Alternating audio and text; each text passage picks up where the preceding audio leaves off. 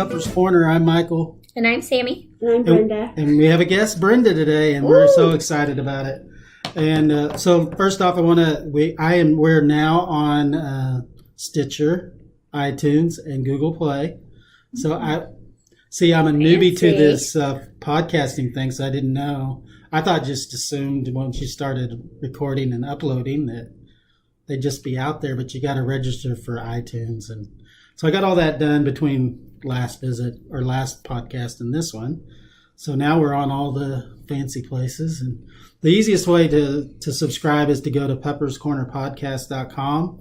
And in the right-hand corner will be YouTube. You can subscribe to the YouTube channel, and then it'll send you an email whenever there's a new episode. So. Awesome. Anyway, so we have Brenda here, and we just tell us a little bit about what kind of dogs you have and how many and all that fun stuff. Okay, well, when I was a kid, I didn't really like dogs. I liked cats. And my first memory is when we lived in Nebraska on a farm, and my grandparents lived across the section. And the cats and I decided we'd go see Grandma. And I never would have made it. I mean, It was like half a mile away. So I never really cared, but we always had dogs. They were always a part of our life. They are on the farm. And then we had dogs, and Matthew, my son, had asthma so bad we couldn't have a dog. Well, then he went away to college, and I thought I was going to die because he's your baby. He was my nest got Was really your empty nest? Okay. Yes, and he wanted a dog really bad, and he could never have one because of his asthma, allergy issues. So we said, well, this might work. We can get you a puppy, and it'll be here, and you'll just see it on the weekends, and we'll try it. And it worked. And I fell in love with that dog. And she was just a mixed breed. We were living in Montana, and someone had dumped a box of puppies up in the woods so the predators would get them. That's so sad.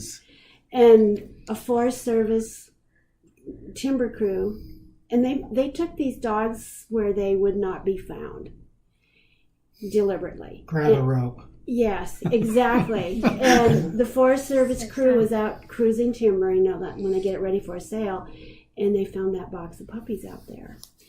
And they're pretty sure they were all there because the one that we eventually got was the dominant, the alpha dog. She protected them when they came up to try to get those dogs. They figured they were about 6 to 8 weeks old. Mm. And they were a mix. She was Samoyed mix with blue, not border collie. What am I trying to think? Yeah, border collie. Oh. Your dog. Yeah. Yes.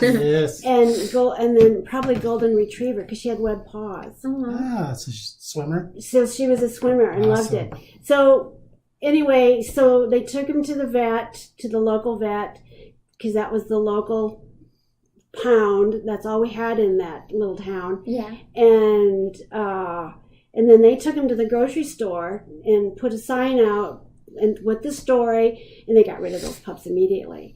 But so I was walking into the grocery store, and she picked us. Mm-hmm.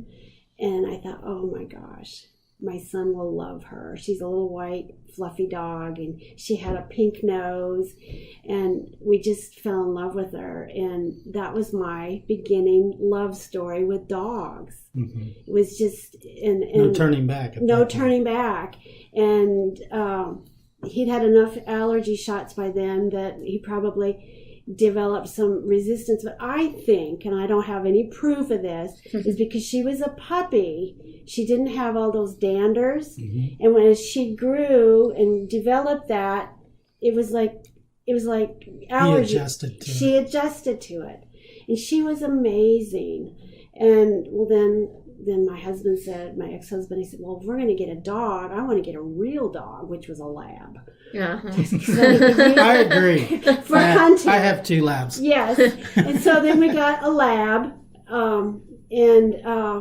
Well, then I said, well, if we're going to do this, I want a dachshund because that's my dog. Yeah. And because so I got my first dachshund, Betsy. And you've had dachshunds ever since, right? And I've had dachshunds, and this was in 1992. And now, how many dachshunds do you have now? I have 3. So I've had 6 through the years. And then you have a healer too, right? I have 2. We have 2 healers. Okay. And so you have 5 dogs? we have 5 dogs. I'm gonna have now. to step up my game. I only have 4. Yeah, I only have 1. Oh my goodness. Well, it gets expensive. It does. Yes. And We're going to talk about fresh food later, but great. yeah, we'll talk about that in a little bit. Because that's And you also volunteer for a local Care. fostering organization? yes, Care Animal Rescue. It's Compassionate Animal Rescue Efforts, and they're headquartered in Catoosa, Okay. but we're spread all over. And when so anyway, I had these dachshunds through the years, and in February of last year, my 15-year-old black and tan died from old age. Yeah. And I had a long-haired dachshund, and she'll be 15 in April. Oh, wow. And she grieved. Oh, yeah, they sure. were puppies together, Oh, and she went into, I would say, depression. Mm-hmm. Yeah. And I had said I wasn't going to get a puppy because I'm 67 at that time. I don't want my dogs to outlive me. You know, we get too many dogs in Yeah. that their people have gone into. You're going to be around for a while, so don't be saying stuff like that. But so I decided I have this old dachshund. A puppy would be too rambunctious for her. Yeah. Because she's arthritic, she's fat. You know, she's She's an old lady. She's a matriarch. You know, so I decided I will get a rescue. You know, like middle age. And that's how I found Care, is I went on all the groups on their websites to try to find a dachshund. And I wanted an older dachshund. And at that particular time, there weren't any. Or if I would contact the group, I never heard back from them. You know, because they're all volunteers and everybody works, and you know the whole thing that went with it. But Care responded, and they said, "Well, we rarely get little dogs in. We do bigger dogs. But if you're really interested, we'll keep our eye out." And like 2 weeks later, they called and they said they have this old dachshund. He's in the is it Altus? I say it right. Altus. Yeah. He's in the pound there in the animal shelter, and we'll get him here if you'll take him. But they said he has medical issues. He had a tumor on his chin. They said he turned in as a stray. He had horrible teeth, and we think that somebody had him at one time, and he had good care because he's the most well-mannered dachshund I've ever had. Yeah, sometimes it's like you talked about earlier, the pet's parents pass away, and I think that's something's what got to be happened. done with that dog. So they just took it to the pound. And so I said, I'll take him. And we usually go through a screening process. And I'd pre-applied, so they'd done all of that. And they said, well, because this dog has health issues, if you want to do foster to adopt, then we'll pay for the medical care and all that. And I said, no. I said, what you're doing is a great thing. I'll just take him. I said, we will take him and love him and do whatever we have to do, and we'll get him better. We have a marvelous vet, Dr. Baker, and she'll do whatever it takes to get his quality of life back. And he's had 3 dentals. He's down to 9 teeth. Wow. And I think dogs have, it's either 42 or 48. I don't remember which it is, but he has 9. And that was my beginning with them. And then after he got healthy, I said, well, I want to do something for you, and I'll foster dogs. And I did that. I fostered 4. Is that hard? 3 Because when you give them back, or someone adopts them? It's terribly hard. But it's a labor of love. And but it creates, because if you can't give them the love they need, then you better not do it. Yeah. So what's the hardest part that's of the fostering? harder part of fostering is doing the love and giving them the love they need and the training, and then you take them to all the adoption events. It's a real time and it's a financial commitment. Mm-hmm. And they pay for the food and they do the medical care and all that, but you still take them back and forth, and It's a lot of time. and the toys and and the treats and all that, and you fall in love with them. Mm-hmm. Yeah. And I'd probably have about 12 dogs if I fostered. if I'm not allowed if something like that. if I had more what would I say, more discretionary income, I would, because we have 5 acres, I would build a facility like you talked about, kennels, where I could foster more dogs, and they wouldn't necessarily have to be in the house. I'd do a dog house. Yeah. The dog really house. super duper dog A house. super duper Yeah. dog house, like a little one of those buildings from Lowe's or whatever, and turn it into a nice facility for the dogs. And then I would spend time training them and get them, because the more training they have, the more easily we can adopt them and all of that. But I just couldn't do it anymore. I just could not give another puppy up. And so then I decided I said, what else can I do? And I was donating a little money, but they still need hands. So now I do all their reference checking. Okay. Every time an application comes in. And they're a little more stringent because the philosophy is they don't want to have to take that dog back Exactly. in a month or two. And so they have to have medical care on a regular basis. They have to spay, neuter, and just character references. But we just go through the vet, and if the veterinarian gives us a good, then we normally they get the dog. do you do a yard check? Do they take a picture of the yard and just make sure they have one? We do home visits. Okay. But we're getting more dogs in now. The group is growing, and they are in, is it PetSmart by Costco? That's where every Saturday we're there. Well, we're getting so many more dogs in, it's more difficult to do the yard check. So we go on Facebook and Just look on there. and look on there, and then when we go now, generally we don't get to check the home out until we take the dog, and it's a contract that they sign, and if it's a puppy they have to maintain the agreement to get the dog spayed and neuter when it's the right age, and then we do the home check then. But it's amazing to me that when I call a vet clinic and they immediately know the name, then I know. I don't even, then I know I'm going to get a really good report. And if it's surprising, and then if they rent, we call the landlord to make sure they actually Have permission to have have permission. a dog.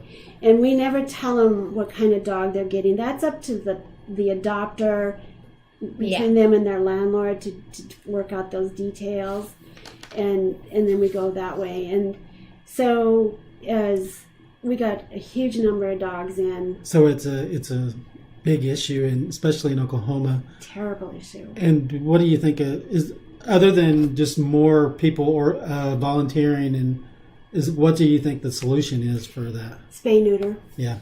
Spay neuter. And this bill, I don't know what the status is right now, but it would allow pet stores to sell puppies. And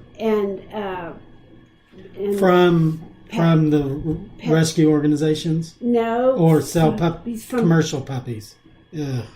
That's not good. And when I was looking for Zeke, I went on the internet and I looked for an older dog, and there's a woman in Oklahoma, and I don't remember where she was. I don't even really want to say, but she was selling some of her old breeding stock, and that's what they call them, breeding stock. Yeah, they're not because part of the family. They're they're not part they're of a the business. family. They're a business. Yeah, asset. Now, she had pictures online of her operation, and it looked good, but they were not home raised. They were out in kennels, and they looked clean and everything like that. But they are regulated by the Department of Agriculture, so they're considered the same as livestock. And some states have changed that I don't know who does the checks, but it's not the Department of Livestock. Well, in or California, Agriculture. we did an article or discussed an article of California, I believe. It's illegal to sell puppy mill puppies. The only puppies you can buy in a pet store is from shelters. Exactly. Yeah. So Exactly. And Oklahoma, this bill would allow pet stores to sell commercially bred dogs. They're not calling them puppy mill dogs. They're calling them commercially bred dogs. And it passed it started in the House. The bill was read, got a hearing in the House, and it was passed off to the Senate, where it'll get a hearing, maybe already done. But it passed 25 to 21, so it was pretty close. But not good enough. Yeah. And the legislation that I read is being promoted by Pet Mart, I think it is. Mm-hmm. It's the other big chain. PetSmart. There's Pet Mart and Petco. PetSmart and Petco. Oh, there's And three. it's Okay, see, I don't know. And I think it's Petco. Okay.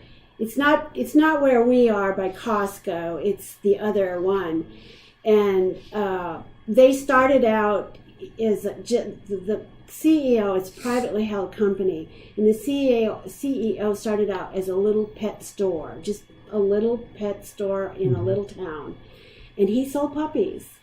But I have to admit to you, 2 of my dogs came from pet stores because I didn't know. This was way back in the 90s when. Yeah.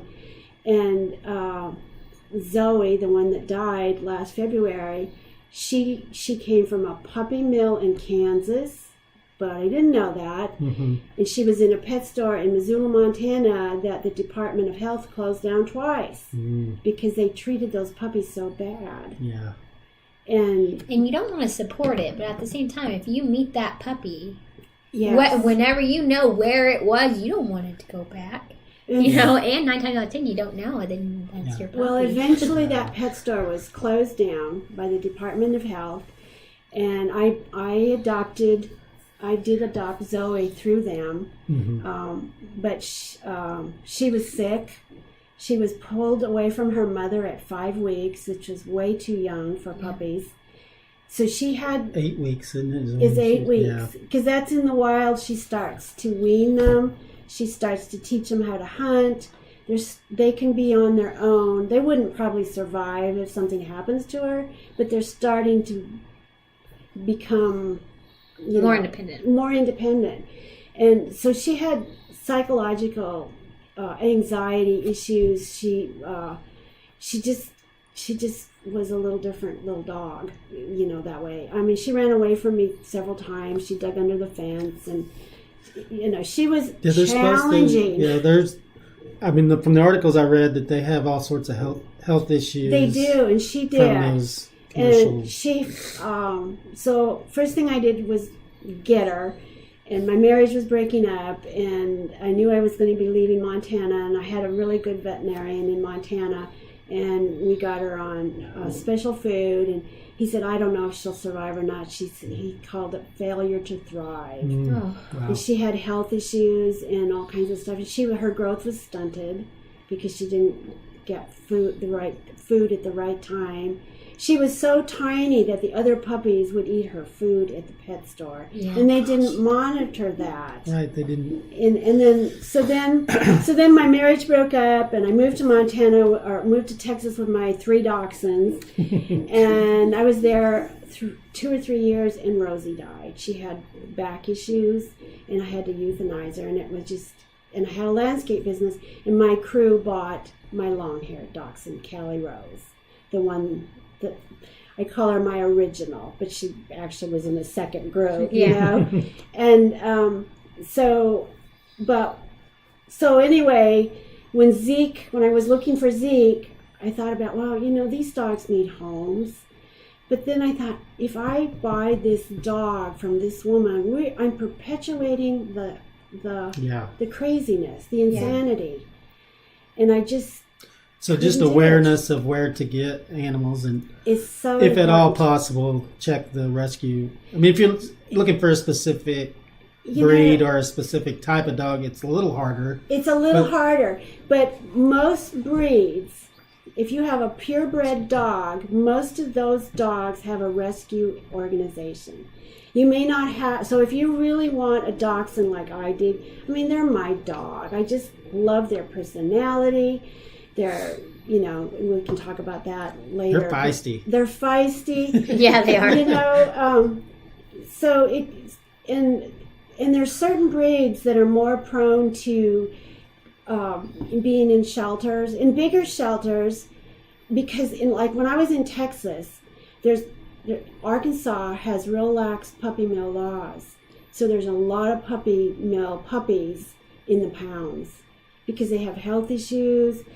People buy dogs because they're cute puppies, and then they grow up and they're not puppies anymore, and they don't realize their personalities, and so they get rid of them. And we recently worked with a potential adopter, and one of her references, we would have adopted that dog to this woman and her daughter, but one of her references said, don't do this. They get puppies, and when they get bigger, they turn them into the pound, and then they start over again. That's so they're sad. serial adopters.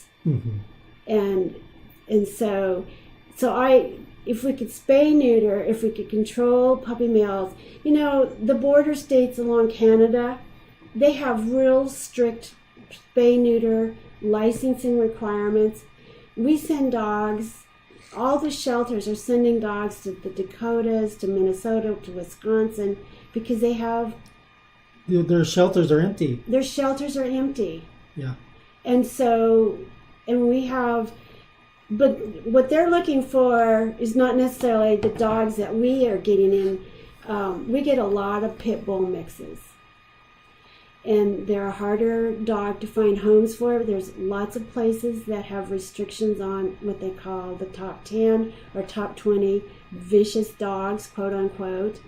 And so those apartments won't let them in. Those landlords won't let them in. Certain insurance companies won't let certain dogs be in your house.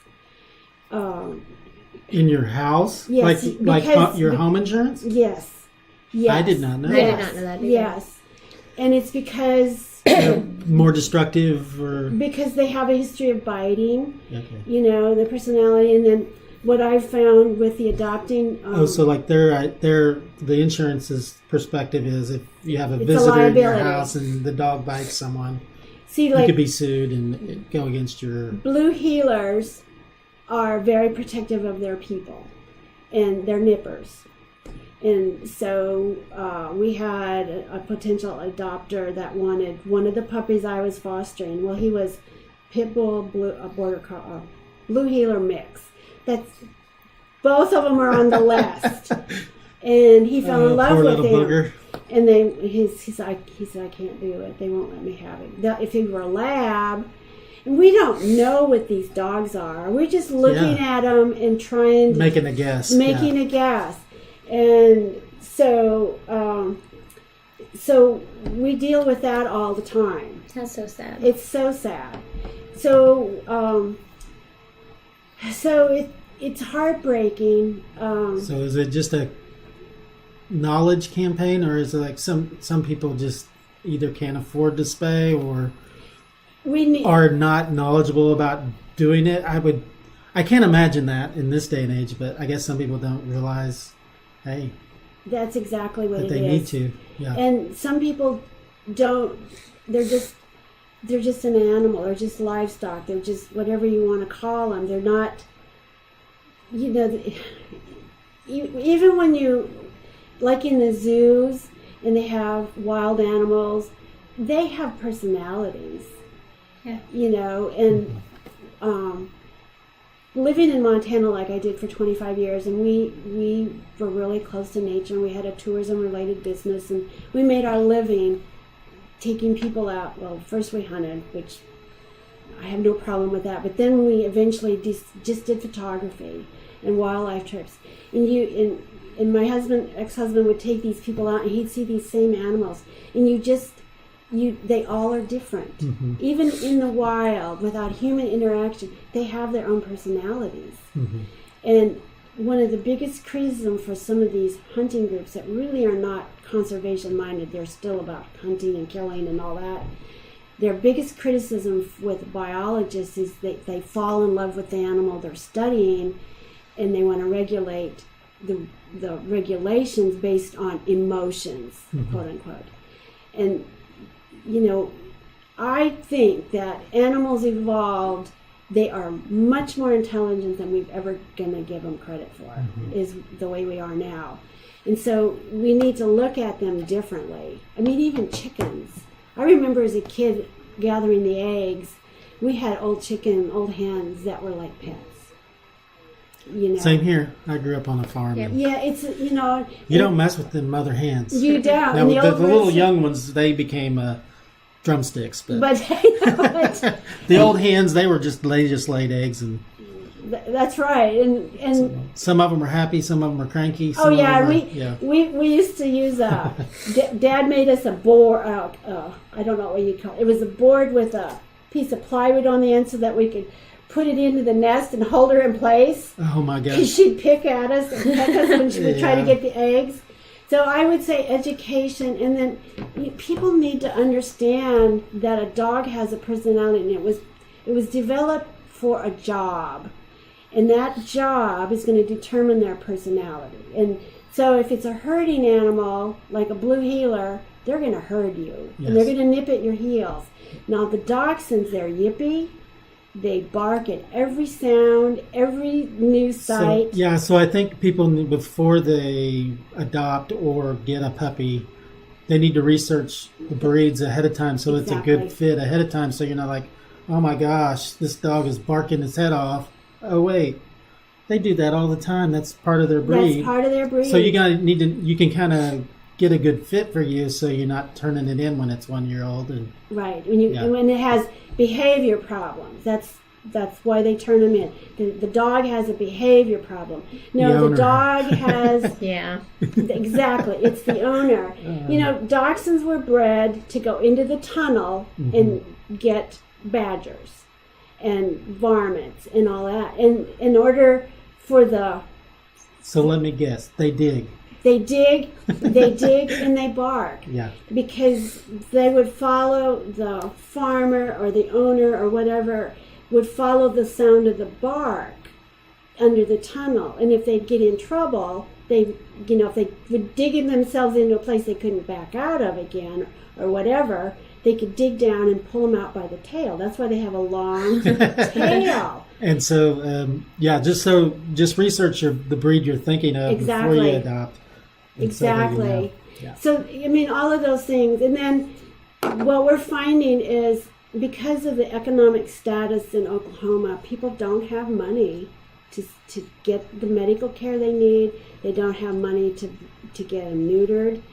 I don't know if at this point, Tulsa County used to have a spay-neuter clinic and I don't know if they have that right now. I think they still do. I believe even at where is it? I think even Southern Ag does a super discount day, and then there's That's great. other places I think just do it for free. And there was even my mom told me about it. I think it was like last year or something. They even have microchips